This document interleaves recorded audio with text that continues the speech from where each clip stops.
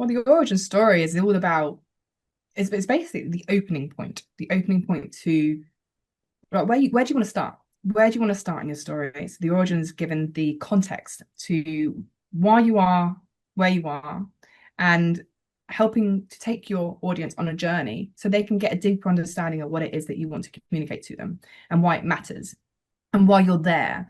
Because I think when we show up and we share content and we share things about ourselves, about our work, about who we are and what we do and what we can offer in the world, without the context, without the backstory, without the understanding, okay, that I get it. That's why you do what you do. That's why you are here. That's why you care about helping me solve a problem. Without the origin story, then people are going to be like, okay, well, what gives you a right to show up in my feed? What gives you a right to show up here and communicate this to me? Like, why should I give you my time and attention? Welcome to the Ideas on Stage podcast, your regular insight into leadership communication.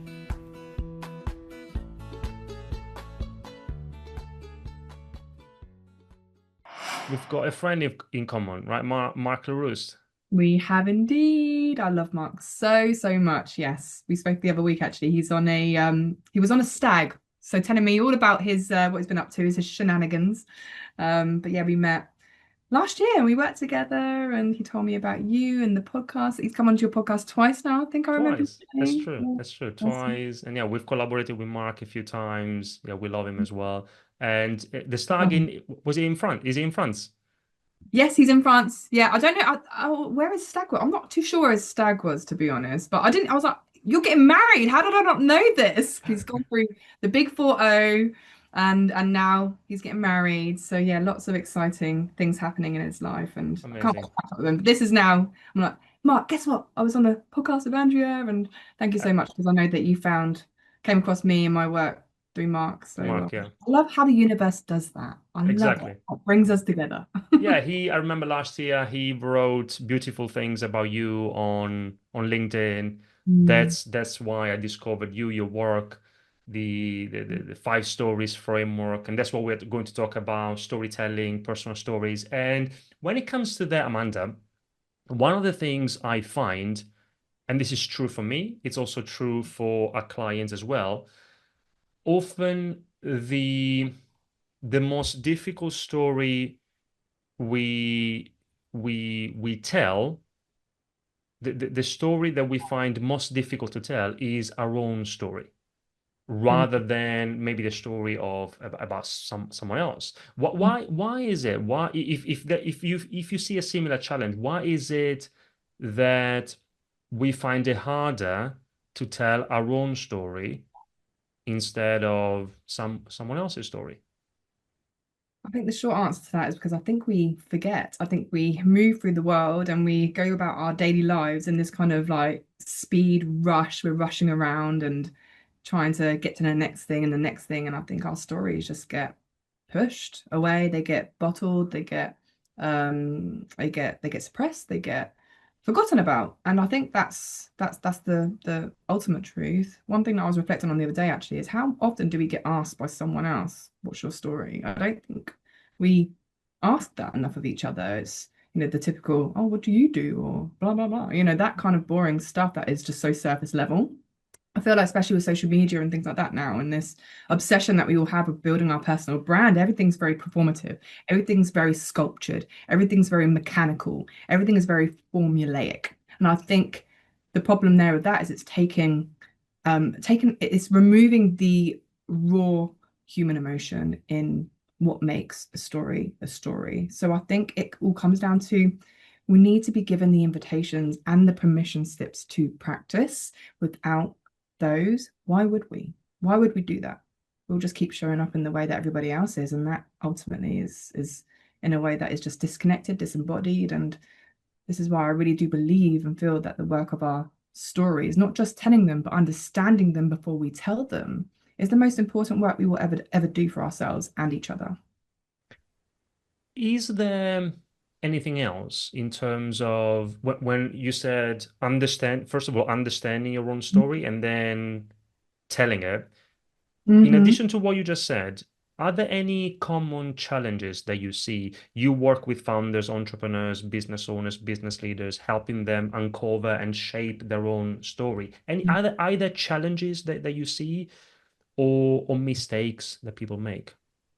Not so much mistakes. I think there's lots and lots of challenges, and a lot of that comes down to a lot of people not really knowing. So there's different people with different, I guess, problems, challenges. There's people that have so much to say and they don't know how to say it in a way that feels true to them, in a way that feels like their language, in a way that feels like them and sounds like them.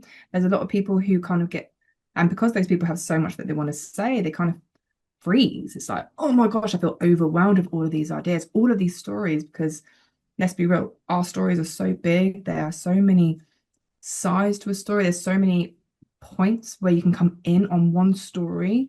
And I think a lot of people that I work with, and Mark had this as well, was that when you're so close to your story, and Mark had a really great explanation of this, and I can't remember it, so we'll check in with him and put it in the show notes. When you're so close to your story, it's really hard for you to really see it for what it is because it's like that. So you're like, no, there's so much to it. I think there's also something to be said about what are the most meaningful stories to share with my audience in this moment of time of where we are in culture, where we are and what's happening in the world right now. And I think there's a lot of that which brings in a lot of fear.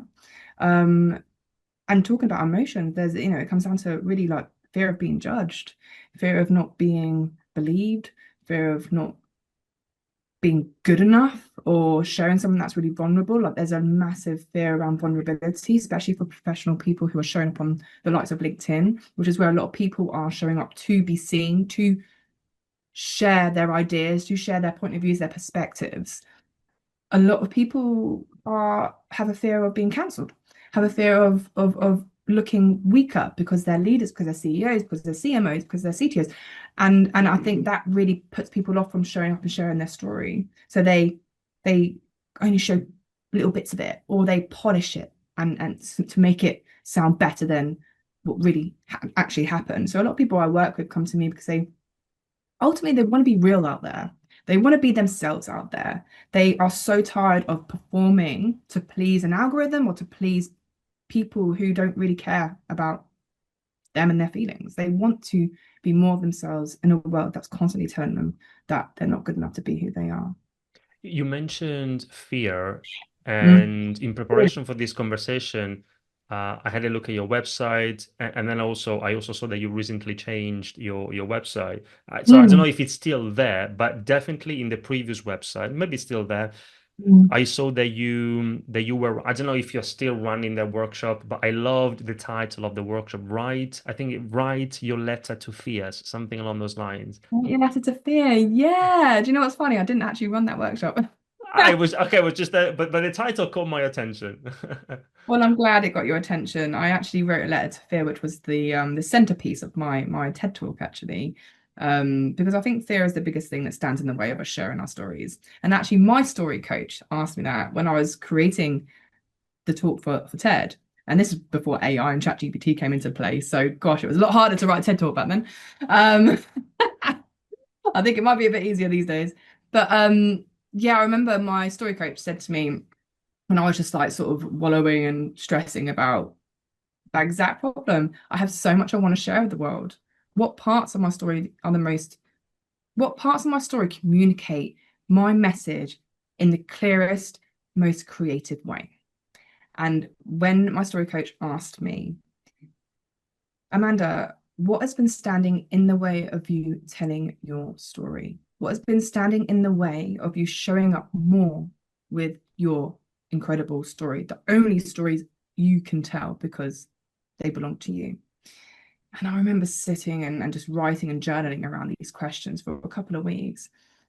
And fear was constantly coming out of me, but fear in the context of what if I don't, it is fear about how people perceived me, fear of what people thought of me because I shared something.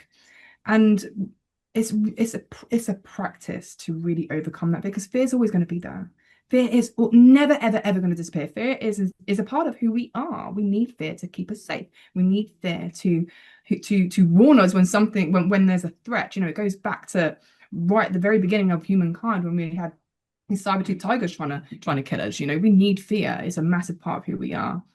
It's about really understanding fear and befriending fear. and understanding that fear has a role to play when it comes to showing up and being seen. You know, we're showing up to be seen. We're exposing our identities. We are taking off the makeup. We are taking off the armor, to quote Brene Brown, who talks about removing the armor that we put on to protect ourselves, to say, hey, you can't hurt me. So I'm just gonna pretend that I am tough, that I have thick skin, that I, you know, that I'm indestructible, whatever it is.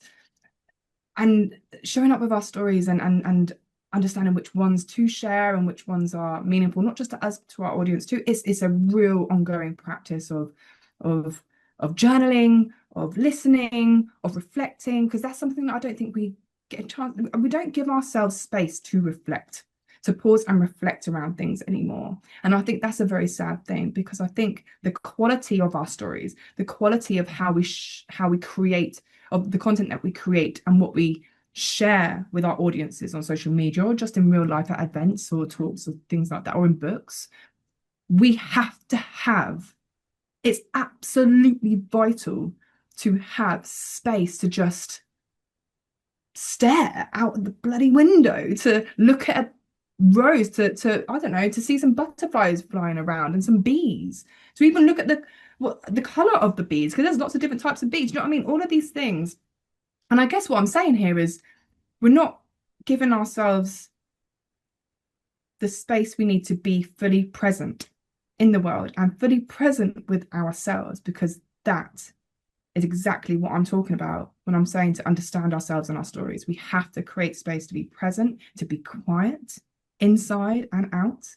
It's interesting. I was reading this article the other day, and have you heard of this concept of the second brain? No. No, I hadn't either. But basically, this concept of the second brain is when we have ideas and we're storing them, and we're keeping them in.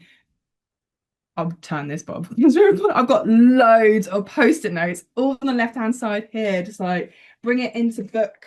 And thank you for making sense of my mess, which is what someone said to me, a quote that a client said to me the other week. And basically this concept of the second brain is we feel like we have to store everything, all this inspiration, all these ideas, and we store it.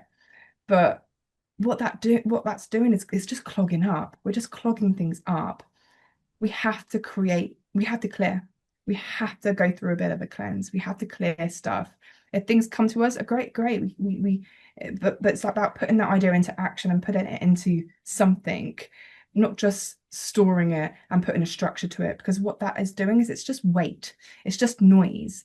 And I think the more we can reduce and minimize that noise, whether it's in our minds, whether it's in our day-to-day surroundings, and this is also a note to myself to do this too, I think the better we will understand ourselves and hear ourselves, which means then we can understand ourselves because we finally hear what we're saying inside. And then we can feel more confident with showing up with who we really are through the stories that we share with the world. You made me think of two books in particular I read a few months ago, this year. One was a very practical book, How to Break Up with Your Phone. Oh, I might Interesting. down. How to break up with your phone. And I don't know if I have it here. Let's see, because then in that book, thanks to that book, then I bought a very interesting phone, which is, do you remember this Nokia, like from, it's just, you can use it, no social media, no internet, and this is my weekend phone. It's fantastic. And also another one. So this is very practical. The other one was more high level philosophy. Also, I recommend it, Digital Minimalism. So very, very much connected to what you are talking about now. I love that. And I'm actually going back to university next year to go and study a master's in psychology and neuroscience. So all of this, and there's so many questions that I want to explore and unpack around storytelling and our minds. And I love this concept of unselfing, which is by an incredible philosopher in the States called Iris Murdoch. Sorry, not in the States, from the UK.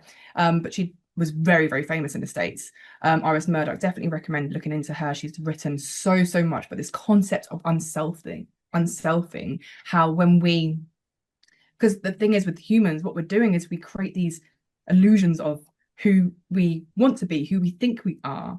And what that means is that we are taking ourselves out of the present.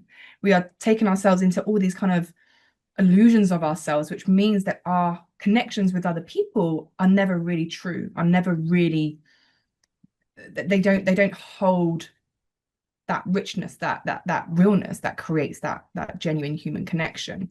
And I just really think it's so interesting when everyone is rushing and obsessing over creating this gorgeous, perfect, lovable, likable persona to be loved and liked and followed and celebrated and shared out there, whether that's through posting or whether that's through writing books or doing TED Talks or speaking. I think it's so healthy, so healthy, mentally healthy to let go, to let go and release all of these things that we attach to ourselves. I don't know, I just find it so interesting. So I'm going to go and study that. No idea what I'm going to do with it, but I'm a curious being, so I just love learning. But I really love those books. I think they are absolutely brilliant. And side note, I worked for Nokia all throughout uni. I worked there for about 8 years in the phone shop, so selling Nokia phones. So I'm so excited about people going back to the bricks. I'm so excited. I've got a few in my drawer around here, so I might just dig some of them out. The 3310s. I really want the little one. What's it called? I think it's the 8310. Yeah, The this small one one. is there's no number here. I don't remember, but yeah, I do remember the 3310. Yeah, this I paid £17 for this one. Love it. Yeah, I love it. Yeah. And now, on a practical level, Hmm. the your approach, your method to put into practice some of the things you've mentioned so far is you call it 5 stories.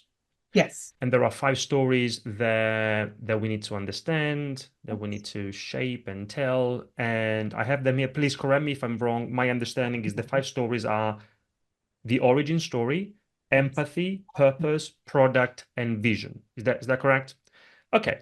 Bang on. Let's let's go through these 5 stories one by one. Where should we start?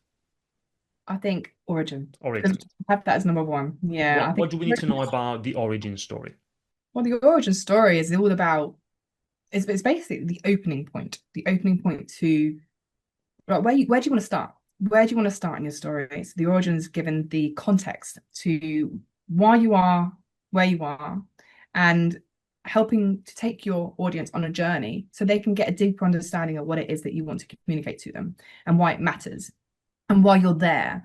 Because I think when we show up and we share content and we share things about ourselves, about our work, about who we are and what we do and what we can offer in the world, without the context, without the backstory, without the understanding, okay, that I get it. That's why you do what you do. That's why you are here. That's why you care about helping me solve a problem. Without the origin story, then people are going to be like, okay, well, what gives you a right to show up in my feed? What gives you a right to show up here and communicate this to me? Like, why should I give you my time and attention, which is very precious, by the way? And it just helps to give context to the reason why that person is showing up with this very specific story, which of course is going to connect back to why they do the work that they do. I guess the key word there is why. People connect to the why Yeah. even more than what we do, how we do it. And okay, so that's one story. And then the other one is, shall we go with empathy? The empathy story? What do I need to know about that story? Empathy is nothing about you and everything about your audience. Nothing about you and everything about your audience. It's the emotions that you share with your audience, but it's about making them feel felt in your story. And that's a really key thing. How can you make your audience feel felt? And your origin story is about what gives you a right to show up and communicate this message to them. Like, what got you here? Like, what got you to this point doing the work? Whereas your empathy is very much about, okay, well, this is, like, I understand what you're experiencing right now with the problem and or with something that you're going through that I can help with my work, that I can help with my story service, with my story coaching service. And that means that I can support, I am the best person to support you through this transition, through this coaching, through this event, to help you get from here to here, because I know that's exactly where you want to go. So empathy story is about the emotion that you deeply understand about your audience because you've either been there, you understand the problem because you've been there and you've gotten through it, and now that gives you a right to show up and communicate that message. And empathy is one of the, if not the most important things in communication. Amanda, for example, for me, thinking about our work, I'm a public speaking coach, and Mm. the key to great presenting, great communication in general, is to always make it about them. You always want to talk to your audience about them, even if you're talking about you, even if you're sharing your story. And that's the empathy bit. And then, shall we go with purpose? Let's go with purpose. Yeah, purpose is about I like to think about purpose as how am I actively going to make a difference in your life because of where you are and where you want to be. Purpose is about a conscious contribution to through the work that you do. So it's about how am I actively going to make a difference and support you, audience, you, customer or clients, to get to where you want to be. Like, why am I here to change something? And it's about changing something in their lives to make it better in some way, shape, or form. And that's ultimately what purpose is about. It's about an active it's about active impact. How am I actively impacting you through the work that I do? Where are we getting to? And that brings us to vision a little later. But you need the purpose, you need the active purpose to get close to the vision, where they want to be, who they want to become. Okay. So far we looked at origin story, empathy, purpose. We've got product and vision. Yeah. Where do we go next? Well, product is the fourth story, and you're going in a really nice. Well, I like to. It's in a straight line, linear, but it's actually not. Stories are definitely circular, and they're constantly moving because meaning moves with us as humans as we move and grow through the world, and of course, the meaning is going to grow with it. So it's five stories is all about how do you structure your story? How do you bring a little bit of bit of order? I don't even think structure is the right word, to be honest. I think it's about order to all of the stories that you have right now, so you can identify the ones that are the most meaningful to tell in this very moment of time with the audience that you want to listen, the people that you want to hear and listen to your story the most and connect with it the most. So product is also sometimes called problem. And that comes back to the origin story, because I mentioned earlier, origin is about where you've been, the journey you've been on, what gives you that credibility, that right to show up and communicate a message, which is usually about a problem you've identified for your audience. And then you come into the product and the problem story, which we usually do two sides to that, because you have the problem that you've identified, and then you have the product, the solution that you've created to help solve that problem. So it's really, so imagine each story as it's like a focus. Let's just really hone in. Let's really focus in on that core message for that specific part of your whole story. Five stories creates up that whole core message, that whole core narrative that you want to communicate to your audience in the moment, in the present moment, in this current time, based on what you understand about them now and what they need and what they want and what they desire and where they want to get to. To product, two sides to that. So product, I always get purpose middled up with product and problem, and then identifying what the problem is, which you would have identified in origin anyway. You would have got some clues and cookie crumbs in that when we do the unpacking, and then what's the solution to that problem, and how are you doing it differently to people who are also showing up and doing this work, aka your competitors. So it does, when we hear product, it doesn't have to be a physical product. It can be, yeah. Well, also, and I don't like this language around, we are the product, you are the product, because we're not. We're human beings at the end of the day, and we like to, we evolve, we change every single day, every minute of the day. But products, the origins of five stories, it originated in the world of agency and branding and strategy. That's my on paper, that's my that's what I'm trained in, is brand strategy, and product was for tech startups and purpose-driven companies, startup companies, that they always had a product, they had a service, so it worked for them. But for humans, we have to flex it a little bit to make sure the language fits and feels right. So that's why we do the problem story. Got it. And then vision. So what's the difference between vision and purpose? Well, purpose is what you're doing, how you're getting to the vision. Purpose is the active contribution the active work that you're doing every single day to help that person achieve their vision. Okay, got it. Because a lot of And people get vision mixed up with mission, but actually purpose, you can't have a purpose without a present problem. And that means purpose has to be actively solving that problem. So your purpose story is always about how are you actively making a difference in the life of your audience? What proof have you got here? How are you actively helping them to solve a problem or achieve a goal and get to where they want to be, which is their vision story? understood. Now, you said that these stories are circular, Mm, which yeah, also.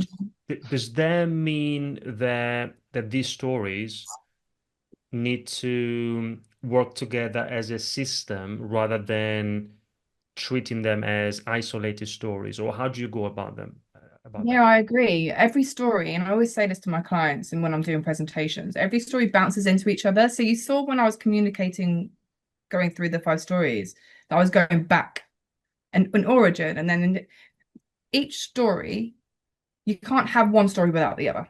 They are all part of your one story, the one story that you'll tell. But obviously, that one story is a part of like even bigger story. You got to imagine it like a universe of story. Um, I always remember this quote from that Brene Brown shared at the beginning of her first TED talk. Um, I think it goes something like this. Um, there are no atoms, it's just in the universe. We're made up of stories. We're not made up of atoms, we're made up of stories. And that is so true. And imagine the five stories is just helping you to really focus and hone in on the most powerful, meaningful story that you could share with your audience in this moment of time to make sure that they feel seen, heard, understood, and felt by you as an expert, as a person who is doing work that is going to help them in some way, shape or form. It's about giving you the most, giving you a clear, giving you a way to communicate in a clear way, because being clear is kind, and being clear is ultimately what I think we can all do better at, is how can we clearly communicate to one another, because that breeds trust, that leads to understanding, that leads, ultimately it's love, isn't it? It's just like, hey, I care about you. I'm thinking about you, so I'm going to communicate in the clearest way possible, in a way that I know you will understand, because I have done the work to listen to you. I have done the work to understand you as my audience. So this is how I'm going to communicate. So it's really intentional work. It's really focused work. This work of understanding your story through the five stories methodology, and it really breaks it down. So you get closer to it as the person with the story who owns the story. But in that journey, in that process of you focusing in on each of your five stories, your origin, your empathy, your purpose, your problem slash product, and your vision, you're just really honing in and getting so close and intimate with each message. So you know that when it's communicated, it's going to hit home. It's going to really land and connect on a visceral level, not just a surface level. And that's the work I think we all need to do to help us show up in more meaningful ways with the work that we feel called to do. I think that's the only way we are going to truly stand out. It's not about standing out. It's actually about standing for something all on your own, or copying what everyone else is doing. And the only way you can do that is by understanding, well, first connecting to your story. And because you're connecting to it through the five stories, you're then understanding it on a deeper, more meaningful and intimate level. And that means that you can show up and you can create more meaningful content and get creative with it. Because like, oh, I really know my story, especially the story that I'm sharing to my audience, because I know them. And you can also feel more confident telling it. It's not about telling your story, it's about first connecting with it first, and then understanding it, and then creating the content off the back of that understanding, because it's more meaningful and more creative, and then having the confidence to show up and share it because you've done the work. You've done the work to understand it. You said being clear is kind. I love that. Love that. I'm going to borrow that quote if you don't mind. Not And mine, but go it's ahead. like being clear is kind. Yeah, so true. And Mm. Amanda, what about, because I didn't give you an opportunity to introduce yourself, Oh gosh. but because we're talking about our stories, Yeah. what's your story? What's your origin story? Wow. How long we got? How long we got? Whatever you need. Oh, I got a thumbs up there. Who gave me that? Yeah, I don't know. Maybe AI. I don't know. It wasn't me. Um, Gosh, what's my story? I think that's the question that I always ask one, how long have you got? Because I think our stories are so big. But before I go into that, can I just finish the last story of the five story, which is the vision? I don't feel like I've finished Oh, the. go ahead, please. Is that Yeah, all right? So the vision absolutely. story, thank you. As part of, let's close the loop on that communication and then I'll jump into the next bit. But yeah, vision story is all about where are you going? Like what's the future do you want to be a part of as the person who is helping to make a difference in the lives of your audience with the problem that they have and you're helping to solve for them. Like what is the future you want to be a part of and what does that mean for everybody else? What does that mean? Because we are really good, not all of us, but some of us are good at saying, oh, my vision is to do this and do this. And yeah, that's great, but that's about you, my friend. That's about you. How can you put your audience, the people that really matter, at the heart, front and center of that vision? Before we continue with this episode, I just want to share a few resources that I think will be super useful for you. The first one is check out either my book, Confident Presenter, or my colleague Phil Wakenall's book, Business Presentation Revolution, or both. These are books for business owners and leaders who want to take their presentation skills to a higher level.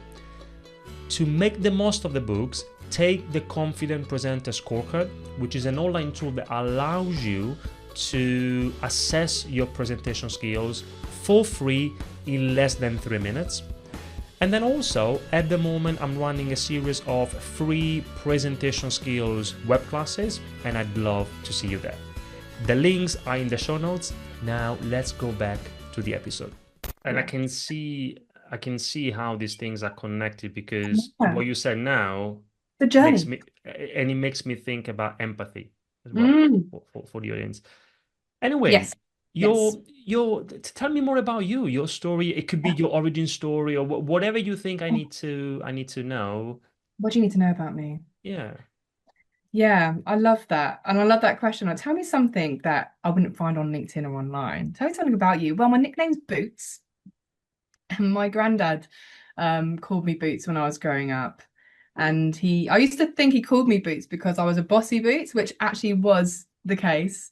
But then my nan corrected my mum, because that's the story my mum always, and this is funny when stories get changed and adapted, and like, like, as it gets passed along in generations. And I was like, oh, I was a bossy Boots. So, well, I'm a leader then, I'll take that. I'll take that. I'll take that. But actually, it was because I used to put on my granddad's welly boots when I was a toddler, and they were like these big green, old school, like those farm style welly boots, and I was obsessed with just putting them on all the time. So, and filling them up with like mud and worms and stuff, obviously, as you do as a toddler. Um, so yeah, my nickname was Boots. It still is Boots. The only person that calls me that is my nan and my uncle.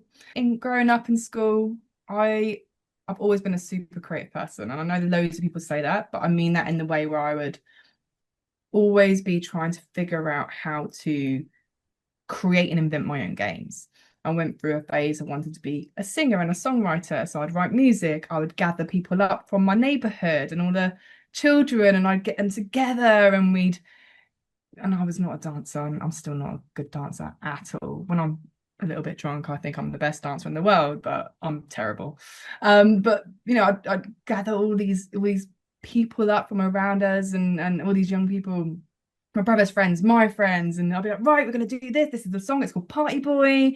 These are the moves. Massive influence of Spice Girls, obviously, and yeah, we'd like create these little shows, and I would somehow be the director of these shows, and then we'd go and charge like 50p for a ticket to come to the show, and then we'd like put all of that money in a little pot and then we get our ice cream the next day. There's things like that. And I had no idea that that was entrepreneurship. That is entrepreneurship before I even had a clue what entrepreneur meant. In fact, I didn't even know what that word meant until I got into my early 20s. And I still can't spell it. I always get the E and the U muddled up, by the way. Tell me Um, about it. As in Italian, it's a very difficult word for me to pronounce. I'm Entrepreneurship. yeah, I always spell it wrong, always, and I'm just like, nah, it's just the way I am. It's But fine. sorry to cut you off. Please continue. No, don't apologize at all. It's good. It gives me some time and space to breathe and catch my breath. But yeah, and I guess it's funny, and this is the power of reconnecting to our stories and especially our origin, because I'm like, oh my gosh, that makes so much sense. Why I do that, why I am who I am. Also, what I've been learning about myself by connecting back to my story recently is I never had one group of friends. Never. I was never in a group or a clique or a gang or whatever it was. I never had just one group of friends. In the playground, or everyone, there would be like different groups of people who would gather at every lunchtime, who would always hang out after school and things like that. I always bounced around like Tigger. I'd be like, hey, like how you doing? Like, hey, how you doing? I was always this person that just loved people from all walks of life, from all cultures. I always just wanted to be and make friends with everybody, if I'm honest. And that, when I look back at what that means, when I think about what that really means now, it's connecting with people. I just love being around people, understanding people, and connecting with people. So it really does, and telling stories and hearing their stories. When I used to go and stay with my nan and granddad in Reading, I grew up in Reading. And parents divorced when I was 6, and then moved to Reading with my nan and granddad while my mum and dad were figuring things out. And I always remember my nan was taking me to, because in the summer holidays, my mum would have to obviously go and work, and my nan and granddad would be looking after us. But my nan used to take me, she worked a couple of days a week. She used to take me to work, and she never used to see me. She used to take me up there, and I used to just go and sit next to people. And what's your name? Like, what are you up to today? Oh, when's your birthday? Oh, yeah, this my birthday, isn't it? I used to just constantly like chatting and trying to understand and get to know people. So when I think about that, I'm like, whoa, okay, it makes so much sense why I do the work that I do, with helping people to connect with themselves and better understand themselves through their stories, and then share those stories with the world. Because I honestly do truly and deeply believe that when we give ourselves permission to understand our own stories, and when we tell our own stories and we get confident with doing that work, we give others permission to just do the same. I actually think it's connected to how we stay true to ourselves, how we be more of ourselves out there by sharing more intimate parts of ourselves through the work that we do, through our communications, through just having conversations with the everyday, with a stranger in a queue, for example, instead of staring at our phones all the time. I think, yeah, it just comes back to me, this crisis that I think we're all in at the moment, which is this crisis of meaning, this crisis of connection. I feel like what makes me sad for my daughter, who's 2, nearly 2, is how much anxiety there is in the world, and how much loneliness there is in the world, and how that is impacted by the way the world is designed, which is ultimately, people thought it was to connect us through social media, and I think social media can connect us and it can do that good stuff, but I think it's just gone too far the other way now. I think it's just become what Elizabeth Gilbert says, the drug that got everyone high, but it's not getting anyone high anymore, and it makes me really sad. So I've kind of gone off on one over that there a little bit, but just to bring it back to my personal story, when I was growing up, I always wanted to do something creative, do something that was my own. I always felt this deep, like, I don't know, it's just kind of like, don't work for anybody else. Don't work for anybody else's dream. My granddad was always drummed into me, like, Boots, go live your dreams, follow your dreams, and if you don't like your life, change it. He always said these words to me: if you don't like your life, change it. When I was going through shit times with my ex-boyfriends, when I was figuring out what I want to do with my life, when I was stressing out at uni because I was a year behind because I was unfortunately stabbed in a nightclub and nearly lost my life. And it was just all of this stuff that would come at me, that life loves to just throw boulders in your path, and you feel like everything's great, and then there's some wet fish out the sky whacks you, and then you're back on the ground, you've got to get yourself back up again. And that's the way life is, that is ultimately the way life goes. And I think over the years I've just really started to embrace that more, and accept that more, and accept that what is like, my path is my path. Yes, there's choices that I can make. Yes, I have these big ambitions of who I want to be. And I think we all do in some way, right? We're ambitious. We want to be seen. We want to be known. We want to, I guess, in a way, some of us, we want to be famous. We want to have all of these following and be influential and leave a mark on the world and make a difference and all this kind of stuff. But I have to say, I've been following those narratives for a really long time, and I'm 38 now, just turned 38, and I am exhausted. I'm so tired, Andrea. So tired. And I'm just like, whew, let me have a little break for a bit. But yeah, creative life. Started my own business at 23. Very fortunate and very blessed to have been able to do that. And I'm going to pause there because I know that I could keep going and going and going. And I feel like there's going to be quite a lot of these stories that I'd love to share with you. And I think we might need a glass of wine or two. Now that's the one of the most interesting things that I find about what you said is, as you were telling me your origin story, is that often if you do the work to connect to your story, to understand it, then you realize that the reason why you do certain things today goes back to what happened earlier Exactly. on. This is because I've also done some work for me to understand where I'm coming from and why I'm doing certain things today. And it goes back to, for example, the reason why I'm so passionate about public speaking is because when I was a little kid growing up in Italy, I grew up in a family of very small business owners. My Mm. parents have always been running their own very small business together. They still do. So as a kid, I saw their challenges because raising four kids while running a business is not easy. But I No. also saw them proactive approach to life.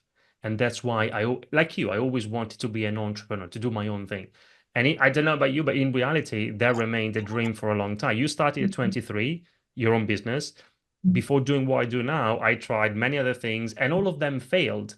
But it was useful because in that process, what I realized was that there are so many great ideas that fail, not because of the ideas themselves, but just because of the way they are presented. And that's why then, to cut it short, eventually I became a presentation coach. And now I have that understanding thanks to the work I've done to connect to my story and to understand it. But going back to you now, the what I think, please tell me if that assumption is incorrect, but I think that one of the benefits, or it's a very practical benefit of connecting and understanding connecting to and understanding your story, is that then once you have these stories, once you've connected to it, you understood it, then you can use those stories in many different contexts. You could use your stories in a one-to-one conversation, networking, in a pitch, in a TED talk, in a keynote, on social media, on a website. That's how I say it. Is that accurate? That is correct. There's always a practical application of those stories, and and I think it's and those stories that you do understand, you do unpack, and you do get clear about. I think there's also a every time you communicate it, it's always going to come out in a slightly different way. Like for example, you asked me what my story was, and there's always a different place you could start. And it's always about who are you in that moment of time? Like how are you feeling in yourself? And what is the context of the conversation? Like what is going, I think a lot of storytelling and story sharing or whatever you want to call it comes down to who you are, where you are emotionally speaking in that moment of time when that opportunity to share your story comes out.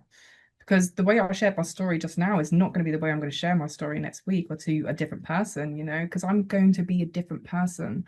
Parts of my story are resonating with me, different parts of my story are resonating with me in different ways because of who I am and where I am at the moment. I'm going through a transition. And the truth is, we're all going through transitions. When we're going through transitions, what does that mean? It means that the meaning of our world and understanding of the world is moving, which means, well, if we connect to our story and understand it in a different way, then maybe we can start to understand ourselves in a deeper way. That's kind of where I'm at. Yeah, yeah. And Amanda, are there any people, or maybe one person or a company, a brand that you think are doing a good job at nailing those five stories? Ooh. Do you know what? It's interesting you say that because I've come out of the world of brand for about just under 2 years now. So I don't pay as close attention as I used to. But I think, if I'm honest, one company that I really like and enjoy. Well, actually, no, I'm going to speak about one that I saw the other day because I literally was just scrolling. I'm on a bit of a sabbatical of social media at the moment because it's just clogging me up. So this is where I am in my story at the moment. So the way I'm communicating my story to you is because of where I actually am in my present story right now. Just a little side note. But there's a company called Polaroid, and they're communicating, and this is just because it deeply resonates with me. They've got these gorgeous photos. You know, like for example, this is my Oma, my German great nana. Call it Oma. This is my my Nana Baker, who sadly passed away a few months ago. This is my connection wall. So every time I feel a bit lost, a bit confused about who I am, where I am, what I want to do, who I want to be, all of that kind of stuff, I come back here and I remember my origin. I remember who I am. I remember big. Please don't look at the photo because it's just so cringe. But I remember, like, things that happened, first business I launched, and stuff like that. And then I did a TED, all of this kind of stuff. I really encourage anyone and everybody to create a connection wall, which is basically when you feel a little bit lost and disconnected to the meaning of yourself and the world around you, you come back to this wall and you stare at it and you just remember different parts of yourself through objects and artifacts and books and things like that. Anyway, that was a side note. I've lost my trail of thought now. Where And was we I talk going? about brands, companies, or people. Brands. Polaroid. Oh, Okay, Polaroid, yeah. Polaroid. So they have nailed, I'd probably say they've nailed in this recent campaign. I'm going to share it with you so you can put it in the show notes. They've done this recent campaign. So of course, Polaroid cameras, it's a physical, tangible photo, right? Like these. And they've got this gorgeous like Polaroid, and I love a Polaroid on like a poster on the Underground in London. And you might see them now. I've told you them because when you hear something, you're like, oh, I see it everywhere now. And it's just got this got story, real story, not story reels, as in REELS. Like this is about the real, like show the real story, not story reels. And it's just this gorgeous campaign that's really saying something true, saying something that is culturally relevant and real for this moment of time. That we have so many photos on our phones, we have so many moments and memories, but what we are doing is we're experiencing them more through our digital devices than in the present moment. We are forgetting key moments of our lives, moments that we share with the people that we love, and we are obsessing, we care more about how it shows up in our digital worlds than how it shows up in our actual worlds. And it's just a really beautiful reminder of what really matters. And I think Polaroid have done a really great job at that. And Amanda, I can relate to what you just said so much. That's why recently I read How to Break Up with Your Phone and Yeah. Digital Minimalism. Love that. And are there any exercises that you recommend for founders, entrepreneurs, business owners, business leaders, people who want to start exploring their story work but don't know Yeah. where to start? Gosh, do you know what? The best place to start is to grab a journal. Grab a journal and maybe even start with this question, which is actually not even start with that question. Not even start with that question because there's so many questions that I could give right now. And I'm like, I'm struggling to pick one. And I know I'll pick one and then go and pick loads. And I don't want to overwhelm people because we've got a lot going on in our minds already. Get a journal or some sort of book or something like that and just start and get dates. You know how our I don't know about you, but my grandparents they're all so good at dates. In 1942 was when I met your grandmother, and I remember because we met at a bingo night and she won a bottle of whiskey and that was and then we went out, and all these dates and it was this time and I'm just like, gosh, I wish I could remember dates like that. But this is so true. Sometimes I see I see interviews or I listen to podcasts and Yeah. people, yeah, they share something, and then the host says something else, and then yeah, it was 1983. How do you know? How do you remember that? It's possible. Yeah, but anyway. Oh, it's horrible. But they remember it because they had to. They wanted. They remembered it because they wanted to. I have my granddad, not the granddad that I've been talking about who calls me, but this is my granddad Baker. He was in the RAF and he used to keep these diaries. And we've been clearing out my nana's house after she passed away this year. And there was one entry in this diary that says 1 year married. Lovely. Just lovely. Just the word lovely. Oh my gosh, I read that and I just bawled my eyes out because I don't feel like I feel like we're just rushing through life. And there's a beautiful quote by Elizabeth Gilbert that really, really, really hit me in the heart, like hard. And it's this: don't rush through the experiences that have the power to transform you. And I think, you can change that word, that have the power to invite you, that have the power to change you, that have the power to comfort you, that have the power to help you understand you. Do you know what I mean? I feel like we could switch that up a little bit, but what I'm getting at here, I don't, and this is getting to that practice that I think I invite everybody to do from time to time. And actually, this is a nice little invitation to myself. Get a book and write about, like, go back to wherever, it doesn't matter. Just start anywhere. Every day, just write a piece. Just write a piece, and that could be. There's this gorgeous practice called morning pages, and I remember starting this for the first time. I can't remember the book now. The Artist's Way. Um, and they do this morning pages, and it's just write 3 pages every morning. And you could either have just a tiny book like that. I mean, you're going to get through that quite quick. And I think go back to a date. What about this? And I'm just making this up on the spot because I think it would be really cool to do, and a nice little challenge for ourselves, whoever listens. What if you could pick a date? For example, mine would be 2020, or it could be, year 2000. Go back to a moment in time. Go back to who was around you. What did you hear? What did you smell? What did you eat? Even if you're just really sit with that. Really sit with that date. Really sit with that day. Really sit with something that has happened, that you've been through, that you've experienced, that you've learned. There's so many. And that is the thing with the origin story. There's so many places that you can start. There's so many places to begin your story. And I think it's about really understanding that and really going back to these places, like what I demonstrated in this conversation today. When you asked me what my story was, I went back to so many. I can't remember how many because I was just in the moment of sharing. But I think we owe it to ourselves to do this work, because otherwise we do forget. Otherwise we do forget. And that is a sad thing, because when we forget, it means that we're just moving through the world, and are we truly really ourselves? Are we truly really as present as we can be with ourselves? Because I think it takes for us to be present with ourselves before we can be present with everybody else. I honestly do believe that. I don't have any scientific data to back that up yet, but I really do think that. And also it comes back to this other quote that I came across by Eckhart Tolle, and he says, your ego is the resistance to the present moment.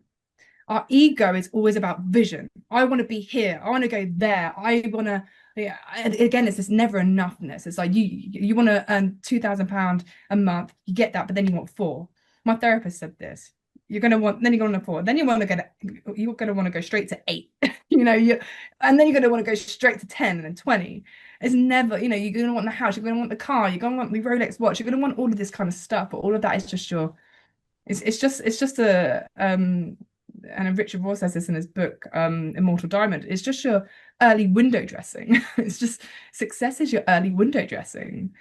It's not the soul. It's not anything to do with your actual real self, whatever that is. It's all, again, the shield. It's all the dress. It's all the, doll yourself up and make yourself look perfect, and no one can harm you because of that. But yeah, there's that. And I don't know how I got there, but Now, here we and you made me think of another book I read this year, which is The Power of Now by are. Julian, as you mentioned. And Yeah. yes, that's very powerful. And he says many things, but one of the things that resonated with me, and I try to leave that as much as possible, is that any difficulty we have, any challenge we have when we feel anxious or nervous, it's always because we are either living in the future or in the past, never in the present moment. It's so true. It is, and I again to quote one of my favorite, Elizabeth Gilbert again. I went to see her in London last year, sorry. And she says, presence is love. You know, the greatest gift, and also I heard someone else share this as well, Esther Pearl, I think her name is. Um, and she says the greatest way to give love is to give someone your attention. And oh, you're just like, it's so true. But when you look at the world around us right now, even when I have to pay attention to myself, it's like, got to do here, got to do that. I'm trying to cram everything into the hour. And when you've got kids, you're doing that when you're a business owner, and then you've got kids. And my partner has a business as well, and we're both juggling. And you're doing this, you can do the nursery pick up, and da da da. Who's gonna do it? You having dinner? I haven't had a chance to even think about what I'm having for dinner. Bloody hell, I haven't even had a shower yet. Damn. It's just, So it's true. Look, Amanda, let me tell you something. I'm going to tell you something which I've never shared publicly. oh, okay. Like because you talked about kids, and I told you before we got started, chicken pox now at the nursery, Oh. and so we had to rearrange a few things because my wife also is a freelancer, and with my son, there was a week I remember at the very beginning, like I showered once in a week. Mm. I shouldn't say that, but once in a week, rather than, of course, every single day. And yeah, but anyway, I don't know why I said that, but that's what happened. I I can relate. I can relate. The amount of times, and this sounds awful as well, but the amount of times I forget to brush my teeth. And then I get into bed at night and I'm just like, oh, I didn't actually brush my teeth today, did I? No. Oh dear. Oh gosh, the hygiene always goes out the window when you're trying to juggle everything. It's the juggle struggle is real, man. It's real. Mm. But hey, you know what? I wouldn't have it any other way because I know for you as well, like having children is just the most, it's hard as hell. It's hard as hell. Um, and there's great days and there's wobbly days. I like this phrasing of it's a wobbly day as a bad day because I don't actually believe in bad days. I believe in the notion of a wobbly day or wonky day. Um, I but also, yeah. I also on that you mentioned, okay, Mm, I don't like to say bad days. I like to say wobbly days. You made me think mm, of a guest we had on the podcast, Carol Robin. She's the author of Connect, great book on human connection. oh, And she says that she teaches, or no, she used to teach at Stanford University, if I'm not wrong. uh, And she yeah. says the language creates reality. So Oh, if you yes. say, yeah, if you say a bad day, then with your language, with the choice of words, that's the reality that you are creating for yourself. If you say wobbly day, then you are creating a different reality. Yes, well, that's it, and it comes back to this person that I'm obsessed with at the moment, Iris Murdoch, and I'm no doubt she'll be familiar with her work. Um, you're right. It's a language, beliefs, values, everything that we kind of attach to our identity. It's how and how we show up and how we communicate. It creates our reality. Our words, our worlds. Our words are worlds. Our stories give us an opportunity to understand and create a picture of the future that we want to be in and be a part of. But I think the work that no one really talks about, because a lot of people like me who do the work that I do, this work like Mark as well, and there's some people out there that very much bang on about tell your story, but actually it's not about that at all. Why would you tell your story unless you understand it and know it first? You've got to know yourself before you show up as yourself. You have to know yourself. There's a lot of word and there's a lot of language and there's a lot of people banging the drum of be authentic. Go out and be authentic. What does that even mean? What does that mean? Because authenticity is a moving thing. You're going to be authentic. Like, I know I'm being authentic here. I'm tripping over my words. I'm going off on little tangents. I'm like forgetting where I've gone and what the question was and things like authenticity is just I actually think it's connected to just how relaxed are you at? How relaxed are you right now in the communication with this other person? How relaxed are you and how present? And because you're present, you're relaxed. I actually think the most, and this is something that I want to be more of these days, is less polished, less perfected, and just more relaxed and present in my own personal story and my own truth. And the only way we can really do that is just by practicing with things like this, practicing just putting ourselves out there, practicing just feeling with the flow, because it's all to do with how we feel, how we show up and how we communicate. It's all to do with how we're feeling inside and then how that articulates on the outside. Love it. Amanda, for those who want to either say hi or learn more about your work or connect with you, what should they do? LinkedIn is a place that I show up more. I am more present on LinkedIn, but right now I'm on a bit of a sabbatical, but I do have a lot of content and a lot of stories that I've shared. So if people want to get to know me, LinkedIn is probably the best way to kind of go on a little dive through my work. But again, I mean, there's probably way more important things people have to do than going to dive through my LinkedIn posts. But if they want to find me on my little corner of the internet, then 5stories.com is where I'm at. www.5stories.com. Apparently, when you just type 5stories.com, and that's the number five, not five spelled as FIVE, it's actually number five. Yeah, but put www, otherwise it won't go for some reason. I don't know, some technical thing, but that's where you'll find me. Maybe because of the five, who knows? But we're going to include everything, including www. Don't worry. Yes, please. And now let's close with this, Amanda. And feel free if the question doesn't lead anywhere. It's totally fine because you've shared a lot already. So, but let's see. By any chance, is there one story? And I'm not talking about in particular. I'm not talking about one of the five types of stories, one of Mm, the like original or purpose or etc. In general, something that happened to you perhaps, or one story that you think you haven't told enough, mm. but would like to tell more about that particular thing in the future. I would actually. It's a story that I haven't even shared yet about the relationship between me and my husband, and the relationship between me and my husband since I became a mother, and how that has put a lot of tension on our relation, on us as a married couple. We got married in 2022, and then I got pregnant in 2023. But at that time, business wasn't doing great. He just got made redundant, and now I'm at a point with my work with 5stories, and I'm really happy with how I communicate it, how I show up with it, and have gone through a bit of a pivot with it from business branding to personal storytelling. The work that you see on 5stories.com today, but the meaning's there, and how I show up feels really true and really real and really, really good. I'm like, yes, this is exactly what the world needs. This is great. But I haven't been making money. I have literally made about 4.5 grand this year, and we are in July. So I'm now working 3 days a week with my husband's company, which is renovating conservatories in the Berkshire area, which is where I live in Wokingham. And that company is doing so well, so well. But I've had this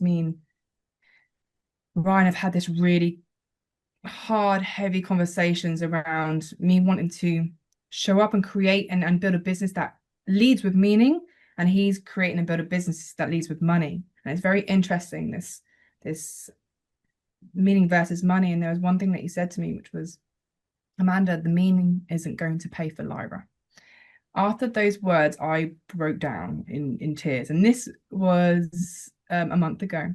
And since that moment, I made the decision to begin this work of stepping back, letting go, because my ego has been saying, I'm better than that. I have so much work to do. I'm building something. I'm creating all of this kind of stuff that I think we feel like we attached to ourselves and our identities as founders, as entrepreneurs, that we have to create something big, that we have to make this impact, that we have to create change that's going to be remembered for years to come. But the truth is, it's most likely isn't going to be remembered for years to come, because it's so easy to do a TED Talk these days.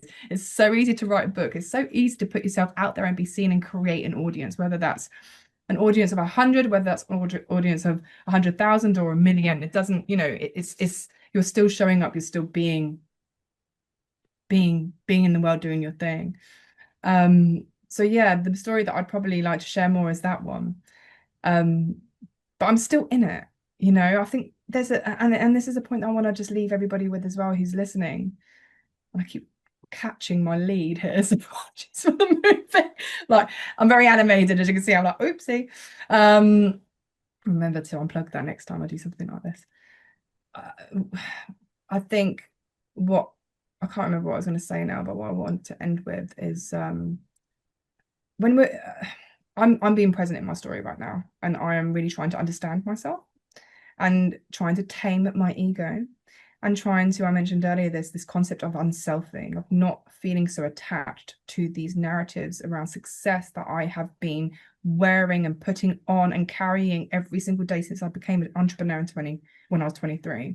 It's exhausting, it's hard, it's heavy, and actually it's been burning me out in some way that I can't even describe. It's like burnout on a soul level, burnout on a meaning level. It's something I'm going to write about. It's something that I am conscious about. It's something that I'm intentional in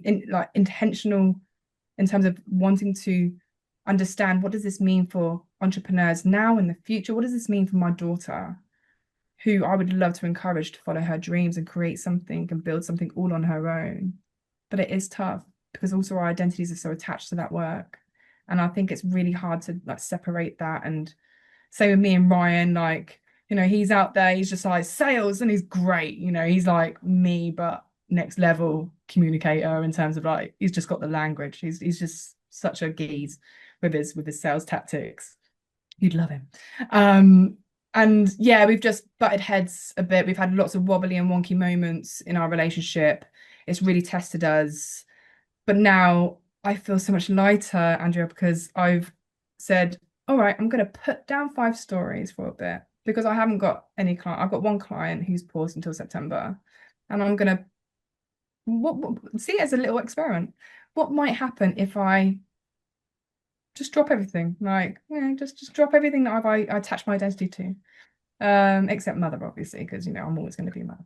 And a daughter and all of that. But in terms of the professional world, because we love to make up all these funky titles about ourselves and guru this and blah blah blah, and just I don't even know some of the titles that people make up. I'm just like, seriously, gosh, this just sounds so ugh.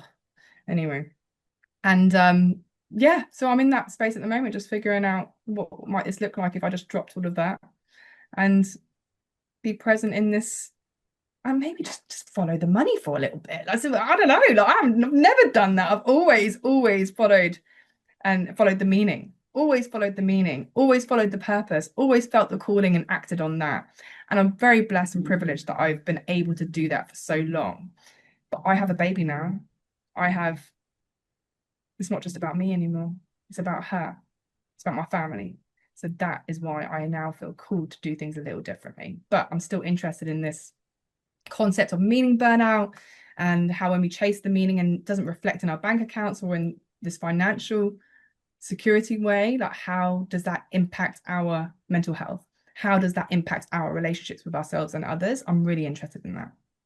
I can relate to many of the things you shared today so much, because also for me, since I had my son, before my son, my identity was my work Yeah. and the business. Oh, And I remember that every single week I could have told you exactly how many clients, how many sales, and that also brought some pressure. And whereas now, and I'm saying this in I think overall in a positive way, I'm still super focused and committed to the business, and luckily for us it's going well.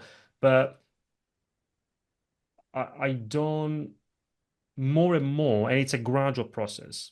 As you said, I'm living this story right now.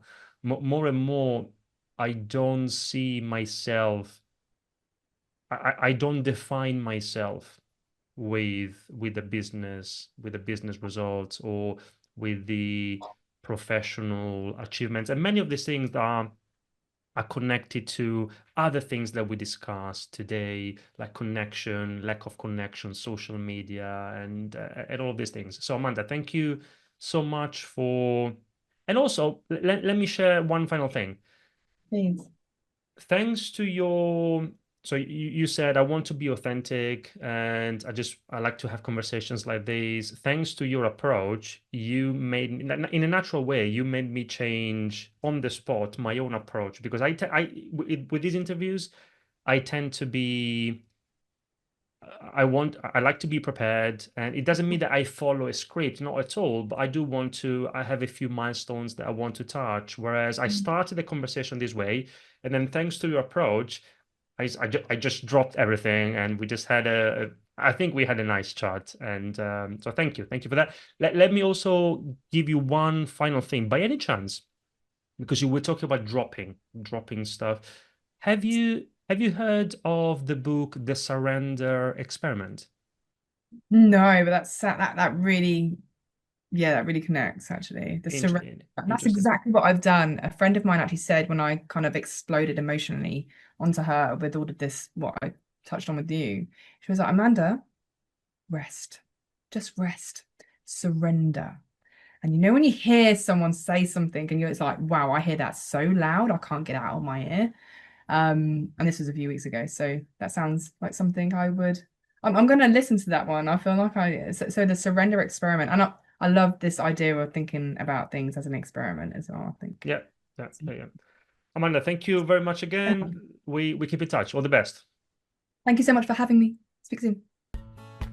If you enjoyed this episode of the Ideas on Stage podcast, there are many more you might like, so please subscribe, leave us a review, and tell us what you think. You can find many more ideas on business communication at ideasonstage.com, or by searching for Ideas on Stage on iTunes, YouTube, or wherever you get your podcasts. Thanks for listening, and goodbye for now.